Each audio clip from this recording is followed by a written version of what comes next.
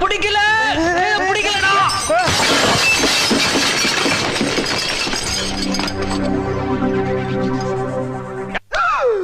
ஐயோ, அட நாசமா போற எடுபட்ட வயலுகளா, நீங்க வேலைக்கா வந்திருக்கீங்க. என்ன உசுரோட வச்சு புதைக்கிறதுக்குன்னு வந்திருக்கீங்களா? சல்லி சல்லியா நொறுக்கிட்டீங்களடா. கண்ண கலங்க வச்சு பொண்ண புலம்ப வச்சு அந்த இனோவாக்கார சல்லி சல்லியா நொறுக்கிட்டீங்களடா. அந்த ஓனர் ஓரமா உட்காந்து ஒப்பாரி வச்சுக்கிட்டு இருக்கிறான்டா. மாநாடு ஆரம்பிக்கிறதுக்கு முன்னாடியே நல்ல சகுனம். இந்த ஸ்பீட்ல போனாங்கன்னா மாநாட நடத்தி முடிக்கிறதுக்குள்ள இன்னும் என்னென்ன கலவரத்தை மதுரையில் அவங்க உண்டு பண்ணுவாங்க அப்படிங்கிறது நமக்கு தெரியல.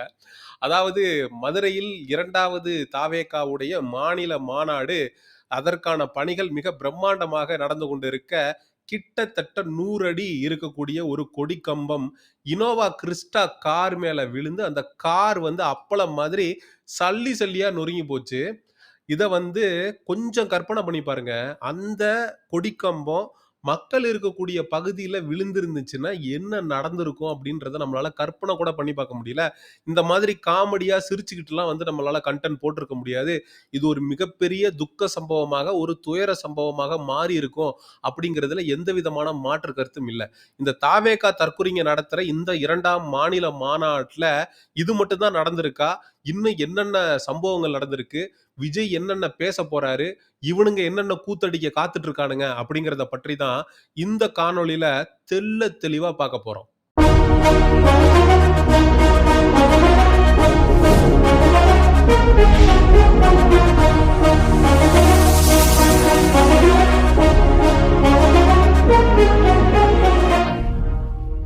அந்த கொடி கம்பத்தை ஊன்றதுக்கு முன்னாடி ஒரு தாவேகா தற்குறி வீடியோ எடுத்து போடுறான். அந்த வீடியோல என்ன சொல்றான் அப்படின்னா, கொடிக்கம்பம் நண்பர்களே, கொடி கம்பத்தை வந்து ஊண்டிக்கிட்டு இருக்காங்க. என்ன நடந்தாலும் பரவாயில்ல, நான் வந்து தளபதியை பார்த்தே தீருவேன். மரணமே வந்தாலும் பரவாயில்ல, நான் தளபதியை பார்த்தே தீருவேன் அப்படின்னு சொல்லி ஒரு தாவேகா தற்குறி வீடியோ போட்டிருக்கான். கொடி கம்பம் நண்பர்களே, கொடி கம்பத்தை ஊண்டிக்கிட்டு இருக்காங்க. தளபதியை பார்க்கிறேன், ஒண்ணுமே பண்ண முடியாது. கூட்டம் என்ன ஆனாலும் பரவாயில்ல, ஏதானாலும் மரணமே வந்தாலும். A few moments later.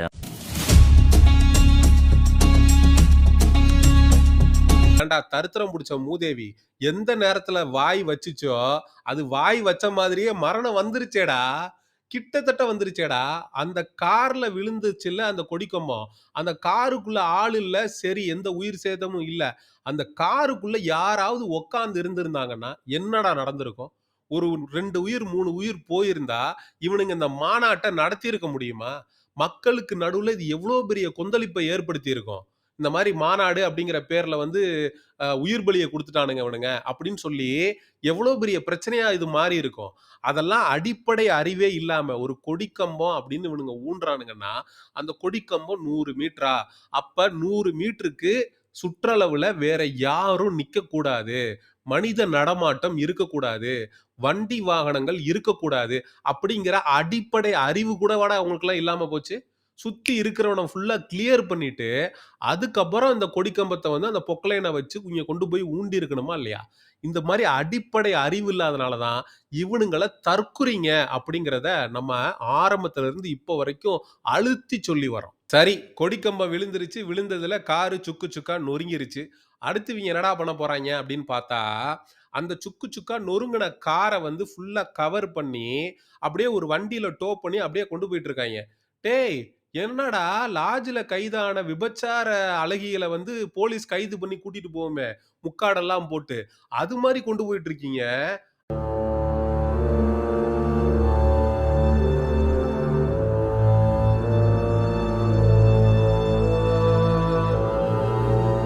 அப்படின்னு பார்த்தா தெரியக்கூடாதான். இந்த மாதிரி வந்து ஒரு சம்பவம் நடந்துருச்சு, சம்பவம் நடந்ததுல கார் நொறுங்கிருச்சுன்றது வெளியில இருக்கவங்களுக்கு தெரியக்கூடாதான். அதனால நாங்க பொத்தி கொண்டு போயிட்டு இருக்கோம் அப்படிங்கிறாங்க.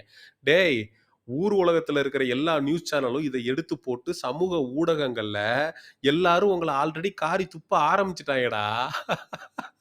எதுக்குடா மூடி மறைச்சுக்கிட்டு திறந்து விட்டு கொண்டு போகடா, என்னடா பண்ணிக்கிட்டு இருக்கீங்க?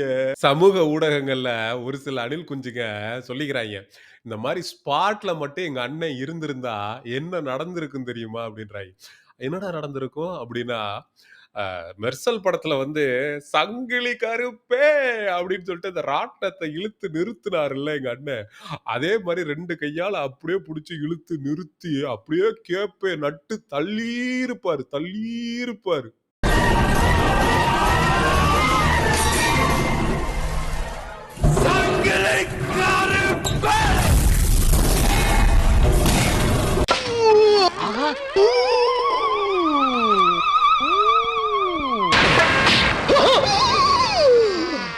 ஐயோ போச்சே.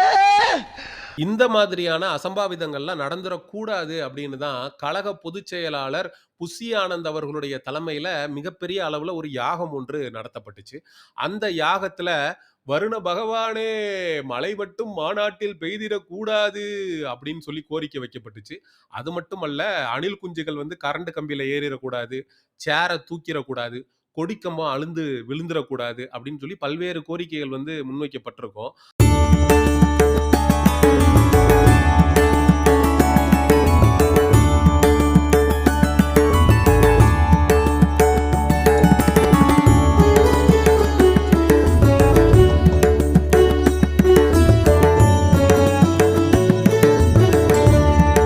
ஆனாலும் இந்த மாதிரி ஒரு அசம்பாவிதம் நடந்திருக்கு. கொடிக்கம்பம் விழுந்திருக்கு. ஒரு கார் வந்து அப்பளம் மாரி நொறுங்கியிருக்கு. நீங்க வந்து இது மாதிரியான யாகம் வளர்க்கறதுல கவனம் செலுத்துறதுக்கு பதிலா, பாதுகாப்பு விஷயத்துல கவனம் செலுத்தியிருந்தீங்கன்னா, ஒரு இனோவா கிறிஸ்டா கார் வந்து நொறுங்கி அப்பளம் மாரி ஆயிருக்காது. அந்த காருடைய உரிமையாளரும் கண் கலங்கி நின்றுக்க மாட்டாரு. அவருக்கு இப்போ புது கார் வாங்கி குடுக்க போறாங்களாம். ஏன்னா மீடியாலலாம் வந்துருச்சுல்ல. ஊர்ல இருக்கிற டெலிவிஷன்லாம் எடுத்து போட்டு காட்டிட்டாய்ங்க. இந்த மாரி கார் உடைஞ்சு போச்சு அப்படின்னு. அப்ப புது கார் வாங்கி குடுத்து தானே ஆகணும். சரி, கார் வந்து நொறுங்கி போச்சு, புது கார் வாங்கி தர்றீங்க. உயிர் போயிருந்துச்சுன்னா, புது உயிர் வாங்கி குடுத்துருப்பீங்களாடா? ஒரு 4 பேரு செத்திருந்தானா என்னடா பண்ணியிருப்பீங்க? 4 பேர் செத்திருந்தா என்ன பண்ணியிருப்பீங்க? புது உயிர் 4 உயிர் வாங்கி குடுத்துருப்பீங்களா? அதுக்கு என்ன பண்ணியிருப்பீங்க? இழப்பீடு குடுத்துருப்பீங்க. குடுத்துட்டு கடந்து போயிருப்பீங்க. ஒரு பையன் ஸ்ரீவில்லிபுத்தூர்ல இந்த மதுரை மாநாட்டுக்காக பேனர் வைக்க ஏறுனவன் கரண்ட்ல அடிபட்டு செத்து போயிட்டான். ஒரு சின்ன பையன், 19 வயசு, காலேஜ் படிக்கிற பையன். அருகே தாவேகா மாநாட்டுக்காக பேனர் வைக்க முயன்றபோது மின்சாரம் பாய்ந்து கல்லூரி மாணவர் காளீஸ்வரன் என்பவர் உயிரிழந்திருக்கிறார். தாவேகா மாநாட்டுக்காக பேனர் வைக்க சென்றபோது மின்சாரம் பாய்ந்து மாணவர் உயிரிழப்பு என்ற அண்மை செய்தியை பார்க்கிறோம். ஆளுங்கட்சியினுடைய அடக்குமுறை, ஆளுங்கட்சியினுடைய ஒடுக்குமுறை. டேய் இருங்கடா. என்னடா ஆளுங்கட்சியினுடைய அடக்குமுறை, ஒடுக்குமுறை? நாங்க வந்து 5 நிறுவனங்கள் கிட்ட வந்து ஒப்பந்தம் போட்டிருந்தோங்க. எங்களுக்கு சேர் வேணும்னு. கடைசி நேரத்துல வந்து 2 நிறுவனம் வந்து கைய விரிச்சுட்டாங்க. உங்களுக்கெல்லாம் சேர் தர முடியாதுடான்னு. இப்ப கிட்டத்தட்ட 50,000 சேர் வந்து நாங்க கேரளால இருந்து சேட்டன்ஸ் கிட்ட வாங்குற மாதிரி ஆயிருச்சு. நாற்காலிகள் போடுவதற்காக தமிழகத்தை சேர்ந்த 5 நிறுவனத்திடம் ஒப்பந்தம் மேற்கொள்ளப்பட்டிருந்ததாக சொல்லப்படுகிறது. இந்த 5 நிறுவனங்களில் ஒரு சில நிறுவனங்கள் கடைசி நேரத்தில் நாற்காலிகள் வழங்க முடியாது என்று தெரிவித்ததாகவும், இதன் காரணமாக கேரளாவை சேர்ந்த ஒரு நிறுவனத்திடமிருந்து இறுதி நேரத்தில் கிட்டத்தட்ட நேற்று அந்த 50,000 நாற்காலிகள் வரவழைக்கப்பட்டிருக்கிறது. இது எங்களுக்கு எவ்வளவு பெரிய அவமானம் தெரியுமா? எவ்வளவு பெரிய அசிங்கம் தெரியுமா? திமுகவுடைய திட்டமிட்ட சதி இது அப்படின்னு சொல்லி இந்த அணில் குஞ்சுகள்லாம் மூஞ்சிய தூக்கி வச்சுக்கிட்டானுங்க.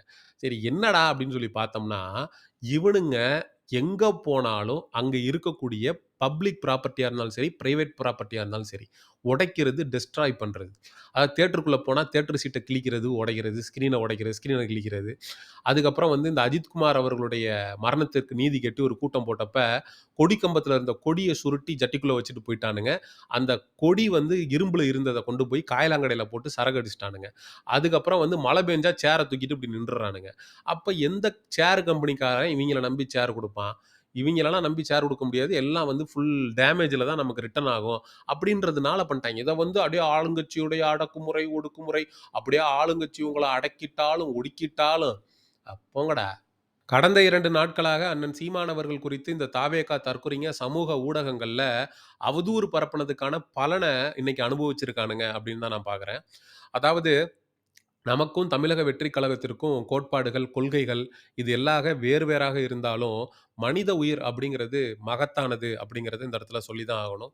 ஸ்ரீவில்லிபுத்தூர்ல தம்பி ஒருத்தன் தாவேகாவை சார்ந்த ஒரு 19 வயதேயான இளைஞன் வந்து கட் அவுட் வைக்கிறதுக்காக மேலே ஏறினவன் கரண்ட் அடிச்சே செத்து போயிட்டான். அப்ப தாவேகாவுடைய தொண்டர்கள் இந்த மாநாட்டிற்கு சென்று வரும்போது மிக கவனத்தோட போயிட்டு வாங்க அப்படிங்கிறத மிக தாழ்மையான வேண்டுகோளாக இந்த இடத்துல வைக்க வேண்டியது நம்மளுடைய தார்மீக கடமையாகிறது. ஏன்னா இந்த அரசியல், விஜய் இது எல்லாத்தையும் கடந்து ஒவ்வொருத்தனுக்கும் குடும்பம்னு ஒண்ணு இருக்கு அப்படிங்கிறத மறந்துற வேண்டாம் அப்படின்னு சொல்லி இந்த காணொளியை நிறைவு செய்றேன். அடுத்த ஒரு காணொளியில் சந்திப்போம். நன்றி, வணக்கம். செங்குருதி சேயோனே வங்கோடிய வேலோனே செவ்வளரி தோளோனே எங்குடிய காப்போனே